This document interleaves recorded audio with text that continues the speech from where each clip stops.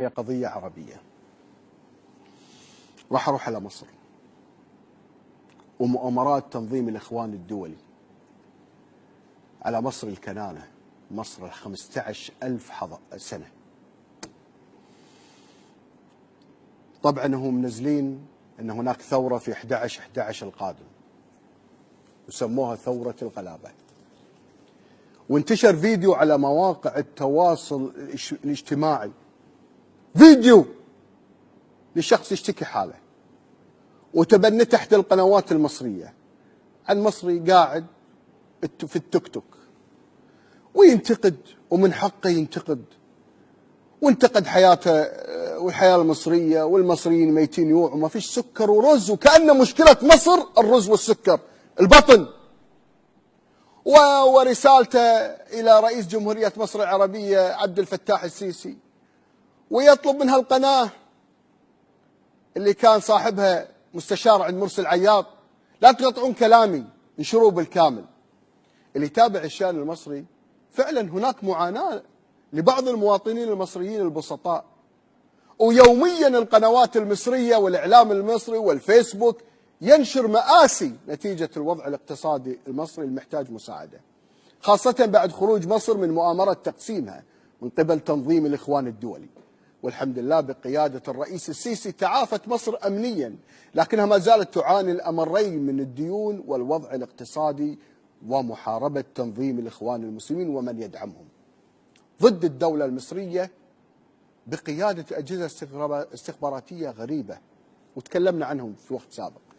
لكن الأخ بتاع التوك توك الذي انتقد الوضع المصري وحالة الشعب المصري، وهذا الكلام الصحيح، يقصد من ذلك أن تعاد تمثيلية بوعزيز التونسي الذي حرق نفسه، وقامت مسرحية ثورة في تونس، وبدأت الخيبة ما يسمى الربيع أو الخريف الإسرائيلي. هذا الفيديو بتاع التوك توك اللي تبنته وتلقته ونشرته كل مواقع التواصل الاجتماعي بقوتها الإعلامية، حتى وصلت الكويت، حتى بعض الكويتيين يقولون مساكين أهل مصر ضرهم النظام المصري، والآن عبيدهم ينشرون هذا الفيديو ويقومون بإعادة نشره في كل مكان وبكل الوسائل من أجل أن تقام ثورة جديدة أو ثورة في الدم في مصر، حتى يتحقق الحلم في تقسيم وإراقة الدم المصري الشريف.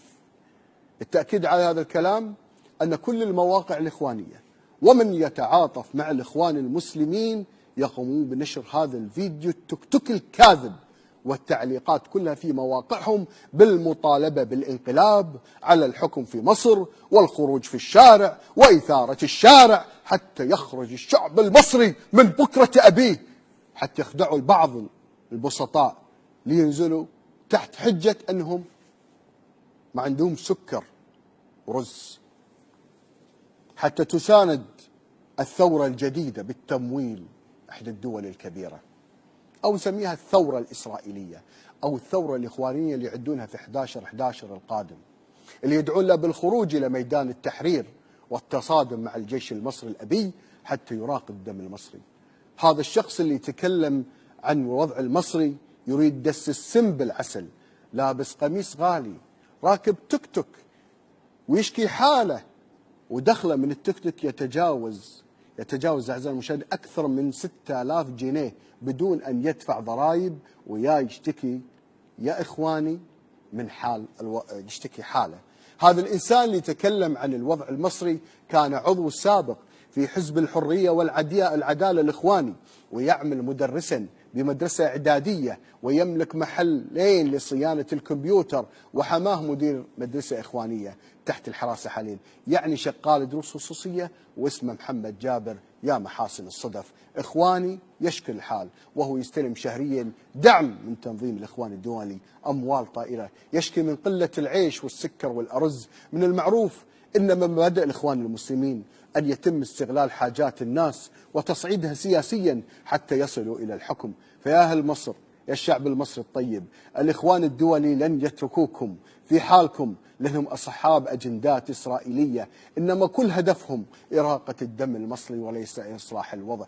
المعيشة صارت صعبة في كل الدول العربية وفي العالم وليس في مصر فقط، فيجب علينا أن نحافظ على أمن أمتنا العربية والإسلامية، لأنه إن ضاع الأمن ضاع الشرف، وإن ضاعت مصر ضاعت الأمة العربية والإسلامية. وكلكم قرأتم كيف كان للإخوان المسلمين قبل فترة يحاولون اغتيال النائب العام المساعد، ويغذون الأخبار الآن على وجود خلافات كبيرة بين مصر والسعودية وتناسل أغبياء من تنظيم الإخوان المسلمين أن هناك تبادل سياسي وتبادل في الكراسي حتى يتحقق الوضع الآمن للأمة الإسلامية. لذلك هم يحاولون إثارة الشارع المصري لتحقيق حلمهم وإعادة تمثيلية جديدة اسمها 11/11 ثورة الغلابة.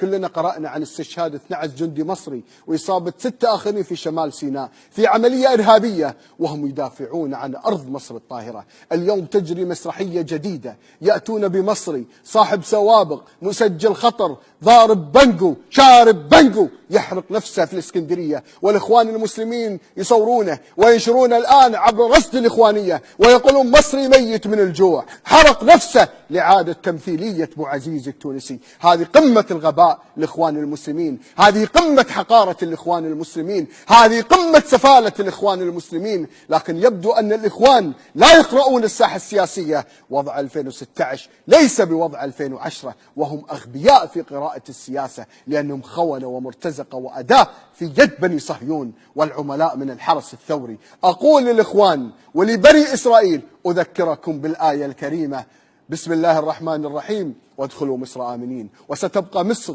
والشعب المصري في أمان، وستبقى مصر إلى يوم القيامة في أمان، وكل أعداءها زائلون. أتمنى أن تكون الرسالة قد وصلت، فأهل مصر أعداءكم كثيرون.